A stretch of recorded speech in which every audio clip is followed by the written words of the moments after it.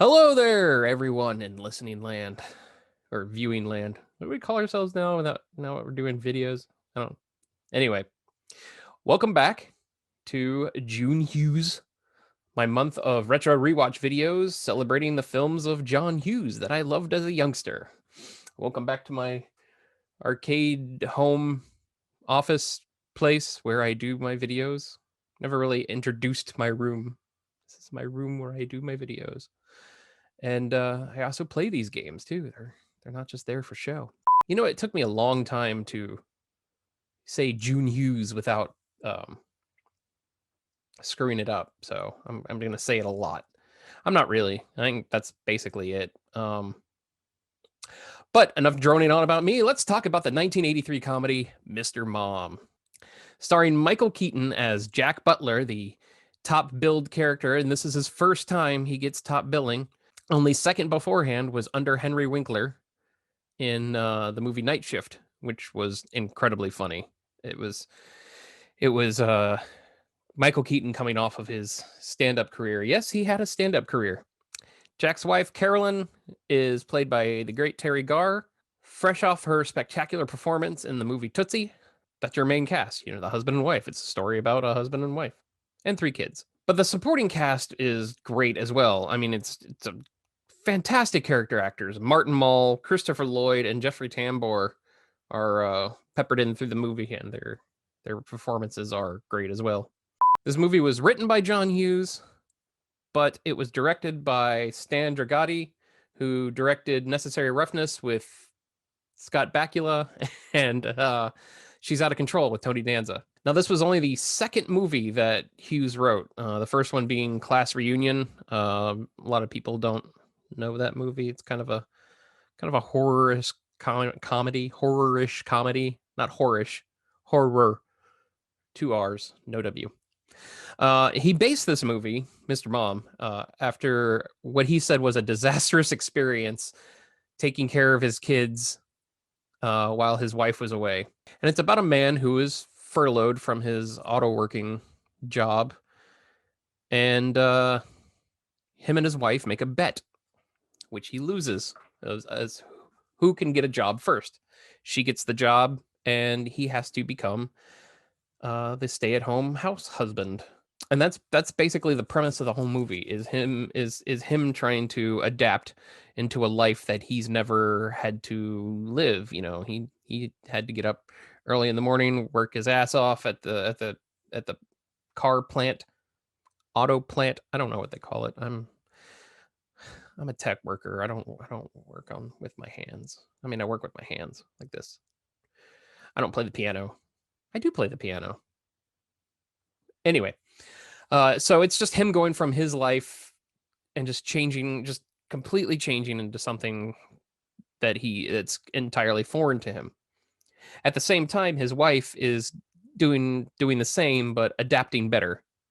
Her story is more of a subplot. I mean, it's not called Mr. Mom's Wife.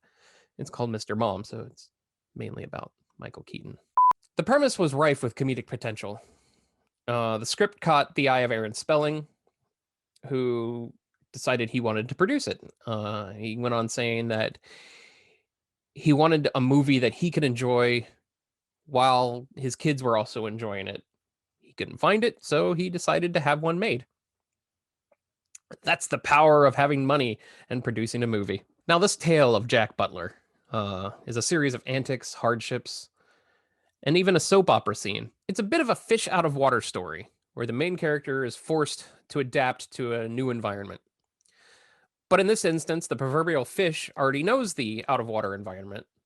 He just doesn't know how to navigate it. He spends the movie learning to do things that seem trivial until you do them alone and handling 3 kids at the same time, from grocery shopping to being in the car line for school to even just doing the laundry. The majority of the movie is Jack trying to make himself do things right. And eventually he just spirals down to barely taking care of himself. My brain is like oatmeal.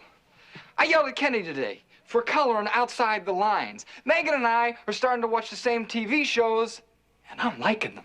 At the same time, his wife has become an advertisement executive, whose boss, played by Martin Mull, spends most of the time trying to take her away from Jack. Yeah, he's the boss. He's got money. I can give you everything you want except love. But during this time, also, Jack becomes best friends with the local neighborhood housewives. One of them, Joan, tries to seduce Jack into her web of seduction. Hey, redundant.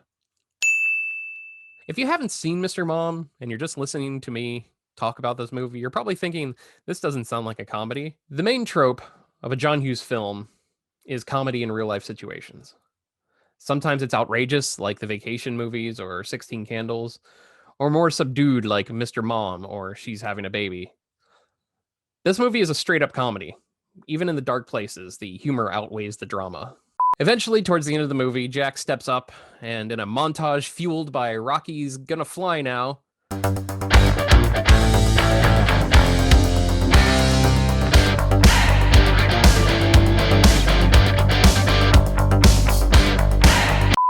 he eventually becomes the best stay-at-home dad he can be. He even gives Martin Mull a punch right in the choppers. I watched this movie a ton growing up, from a child to a teenager. That's probably about it. I caught it a couple times in my 20s and probably very little in my 30s. It was family friendly and entertaining enough to enjoy it in my youth. The real question remains, as an adult, do I still love it?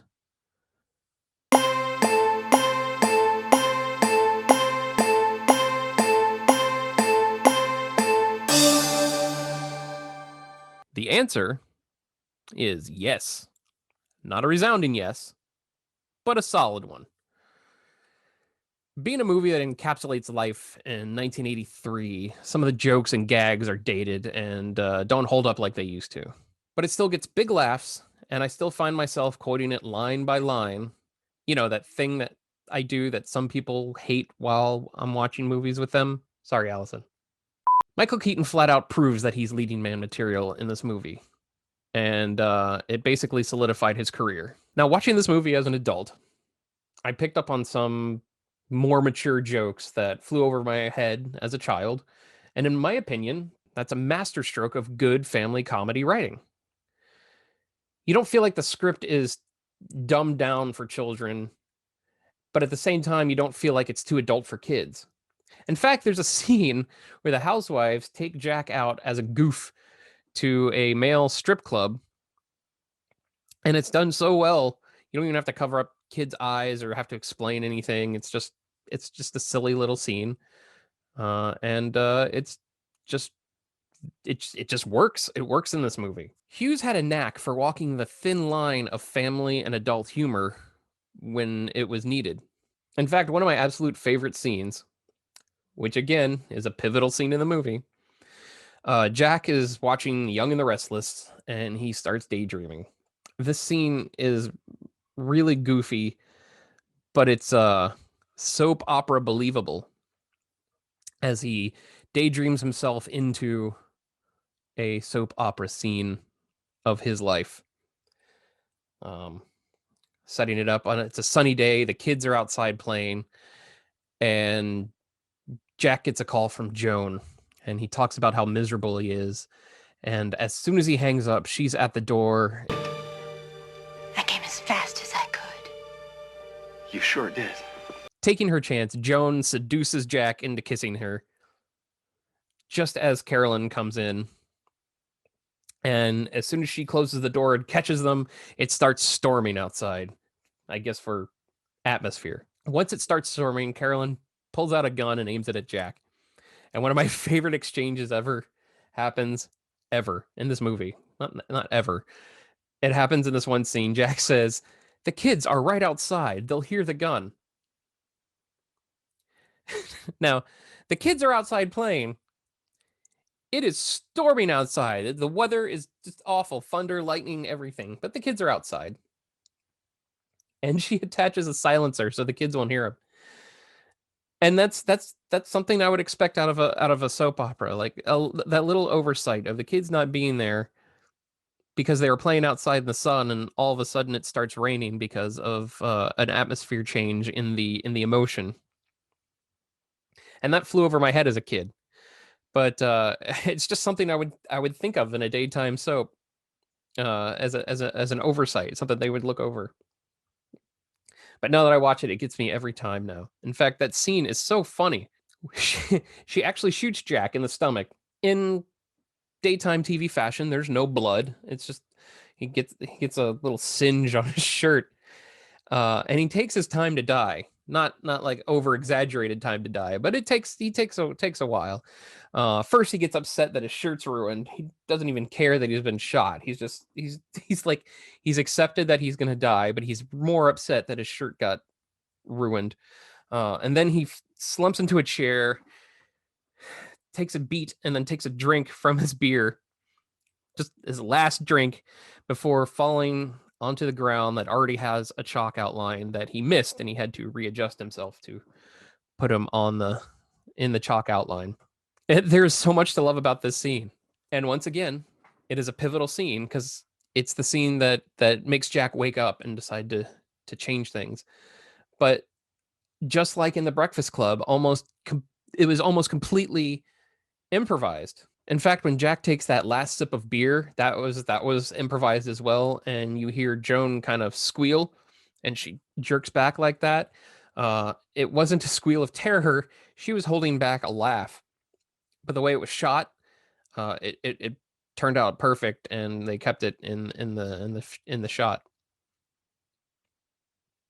2 times I said the word shot. Pow, pow. And only one person got shot. Ha ha! Like I mentioned before, Mr. Mom is a movie that has stuck through my entire life. It's one of those films, like Inner Space, that you may have forgotten you saw until you see the name, or it's brought up, or you even just start talking about Michael Keaton. You're like, oh yeah, Mr. Mom. It has really great moments, like the overly aggressive vacuum cleaner, which they have dubbed Jaws. And it has some not so great moments, namely the score, which is a disappointment because in my mind, when I hear John Hughes, it also invokes decent music and scores. Now, the movie was scored by Lee Holdridge, not a very well-known composer. He does mostly television. He did shows like Moonlighting and Beauty and the Beast, and it shows with Mr. Mom. The music feels old, out of touch with the cinema of the 80s. But it did work well with the soap opera scene because it fits in with his style of music. Also, unlike most John Hughes fare, we don't get a soundtrack of songs from the time the movie was made. Just the theme to Rocky and a few commercial jingles. The movie is definitely dated and it's showing its age. It's not the timeless Hughes we all know, but it was early in his career, and it's still a super entertaining movie with great performances by Michael Keaton and the entire cast. All in all, it's something you should watch if you haven't already. And you got to remember, it's 1983. It doesn't have any strange family humor. It doesn't have the Beethoven humor that you get from John Hughes family comedies of the 90s. It's not Beethoven. It's not Home Alone. This is Mr. Mom. This is a different movie. I want to thank you all again for coming with me on my June rediscovery of John Hughes movies from my youth. Are you a fan of Mr. Mom? When was the last time you watched it? What is your favorite scene? Let me know in the comments. Also, if you like my little trips through cinematic memory lane and you haven't yet, remember, please subscribe. It's what gives me and my cohorts the drive and want to continue doing stuff for the Cinemadness universe that we have built. The universe, the couple videos and the podcast we do. Speaking of podcasts, if you like hearing me drone on about movies, make sure you check out the Cinemadness podcast with me and my 2 other friends as we talk about movies. More up-to-date movies, more recent movies. Sometimes we'll have our specials where we go back and reminisce. Anyway, the Cinemadness podcast can be found on pretty much all the major podcast platforms. You can also just connect to it through our website, cinemadnesspodcast.com. This was a fun one. I'm having fun with these. I wonder if the fun will continue into the next one.